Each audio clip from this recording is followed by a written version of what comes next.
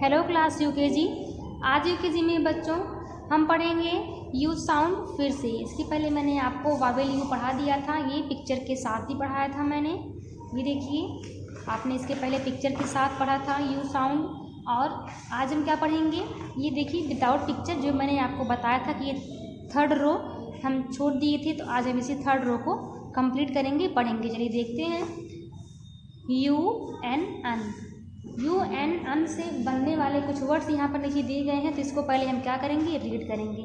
और आप भी अपनी बुक ओपन कर लीजिए और इसको ऐसे पढ़िए जैसे हम इसको पढ़ रहे हैं, जैसे हम इसको रीड कर रहे हैं। ओके, चलिए स्टार्ट करते हैं।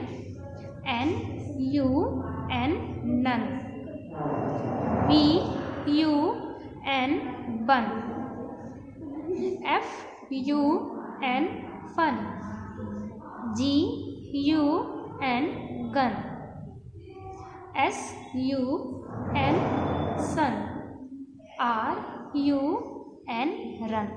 तो ये देखिए, मैंने आपको ये पूरा यू एन, जो यू एन से बनने वाले वर्ड्स है, इसको मैंने रीड कर लिया। अब इसकी मीनिंग देख लेते हैं, इसकी मीनिंग क्या है। N U N nun, nun means क्या होता है बच्चों, सन्यासिनी, जो हमेशा पूजा करती है, फिर कह सकते हैं हमेशा वो परमेश्वर की पूजा करने में, या फिर जो है हमेशा वो शादी नहीं करती हैं, घर से अपनी दूर रहती हैं, अकेली रहती हैं परिवार में। जैसे साधु होते हैं, वैसे ये जो औरतें होती हैं, लेडी होती हैं, उनको क्या बोलते हैं हिंदी में, सन्यासिनी या फिर नन बोलते हैं इंग्लिश में। नन मीन्स होता है सन्यासिनी। एंड जो नेक्स्ट वर्ड है, सेकेंड वर्ड है बी यू एन बन। इसके पहले मैंने आपको पिक्चर जो पढ़ाया था, यू साउंड का पिक्चर तो पीछे दिया था। बी यू एन बन, बन मीन्स होता है पाव। बन मीन्स क्या होता है बच्चों, पाव, जो खाया जाता है। एंड सेकंड है, नेक्स्ट वर्ड है F U N fun. Fun means क्या होता है, मस्ती। जब बहुत ज़्यादा मस्ती करते हैं, मजाक करते हैं, मस्ती करते हैं, खेल कूद करते हैं, तो हम इंजॉय करते हैं। तो जब मस्ती करते हैं, मस्ती वर्ड के लिए इंग्लिश में फन का यूज़ करते हैं। फन मीन्स होता है मस्ती। एंड नेक्स्ट वर्ड है G U N gun, gun means बंदूक, आप सबको पता है। एंड नेक्स्ट क्या है, S U N sun, sun means सूरज, ये भी आप सब जानते होंगे। एंड लास्ट वर्ड है यू एन से बनने वाला, R U N run, run means क्या होता है बच्चों, दौड़ना, रन मीन्स दौड़ना। अब देखते हैं हम सेकेंड रो क्या है, U P up. U P up से बनने वाले यहाँ पर नीचे कुछ वर्ड्स दिए गए हैं, इसको हम रीड करेंगे। क्या लिखा है, first word C U P cup, P U P pup, S U P sub. अब इसकी मीनिंग देख लेते हैं। C U P cup, cup means क्या होता है बच्चों, प्याला या कप जिसमें हम लोग चाय पीते हैं। एंड नेक्स्ट क्या है, पी यू पी पप, पप मीन्स मैंने आपको बताया था पिक्चर में जब आपने पढ़ा था यू साउंड, पप मीन्स क्या होता है, पिल्ला या कुत्ते का बच्चा। ये क्या है, अब लास्ट में क्या बचा है, एस यू पी सप। सप मीन्स क्या होता है, एक सांस में पीना या फिर कह सकते हैं सुड़कना। एस यू पी सप, सप मीन्स होता है एक सांस में पीना। अब देखते हैं लास्ट रो क्या लिखा है, यू टी अट।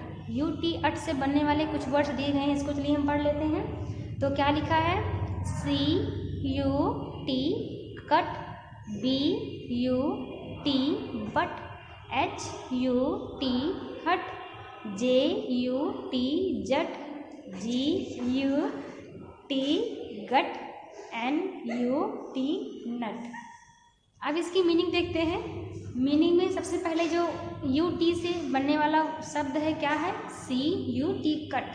कट मीन्स होता है काटना, किसी भी चीज़ को जब हम कट कर देते हैं, काट देते हैं, इसके लिए हम इंग्लिश में क्या बोलते हैं, कट बोलते हैं। And B U T but, लेकिन या परंतु। बट मीन्स क्या होता है बच्चों, लेकिन या परंतु। और देखते हैं थर्ड वर्ड क्या है, एच यू टी हट। हट मीन्स झोपड़ी, इसके पहले मैंने बताया था, जो घास फूस और मिट्टी से, लकड़ी से मिलकर बनाते हैं जो घर को, उसको क्या बोलते हैं, झोपड़ी, हट। ये ज़्यादातर गांव में देखने को मिलता है, आपको देखने को मिलेगा। एंड नेक्स्ट वर्ड क्या है, जे यू टी जट।